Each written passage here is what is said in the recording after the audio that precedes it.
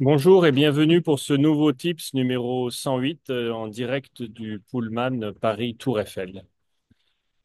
Quand vous faites partie d'un groupe comme le groupe Accor, mais c'est valable aussi pour d'autres, vous avez de temps en temps des challenges qui sont des challenges internes.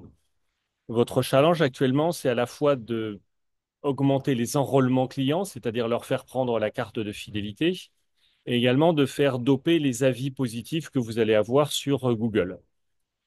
Eh bien, obligation de résultat, certes, mais surtout obligation de moyens et qui ne tente rien à rien. Et en fait, on se rend compte que souvent, ça marche pas parce qu'on se fait ce fameux complexe d'imposture. On a l'impression qu'on va déranger le client, qu'on va le forcer, qu'on va le solliciter. Or, la plupart du temps, on lui rend service. Regardez par exemple pour les enrôlements, bah, souvent, vous avez des gens qui arrivent en fin de matinée. La chambre est déjà prête. Voilà. Ils n'ont pas forcément pris le supplément early checking. Donc après, ça va dépendre de votre politique commerciale également. Et plutôt que de leur dire, bah, écoutez, votre chambre est prête, je vais vous la donner, eh bien, vous leur dites, écoutez, ce que je peux vous proposer, si vous n'avez pas encore la carte de fidélité, je vous propose de vous inscrire, c'est offert par la maison et ça vous permettra de bénéficier d'une chambre disponible plus tôt et à mon avis, même dans la demi-heure qui va suivre, vous pourriez l'avoir. Et donc là, franchement, c'est pas forcer le client, c'est vraiment lui rendre service. D'accord?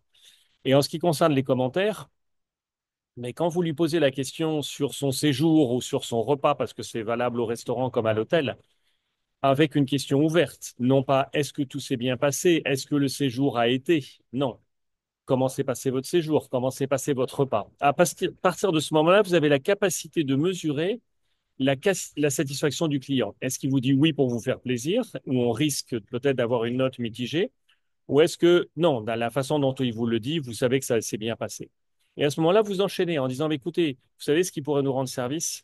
Voilà, on a besoin d'avis et de retours d'expérience sur Google. Et vous avez toujours une carte qui est prête avec le QR code pour que la personne puisse la scanner et accéder directement à la mise en ligne de son avis. Voilà. Et pour certains, si vous voulez que ce soit personnalisé, ben sur cette carte, vous marquez déjà votre prénom. Et à ce moment-là, vous marquez des points. Voilà, donc ce que je vous recommande, c'est mettez ces éléments en avant et vous allez voir, ça va se faire beaucoup plus facilement.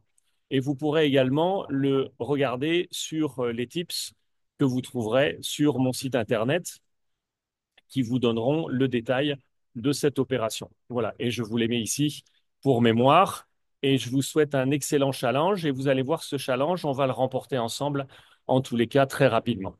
Merci et à très bientôt pour la suite de nos aventures.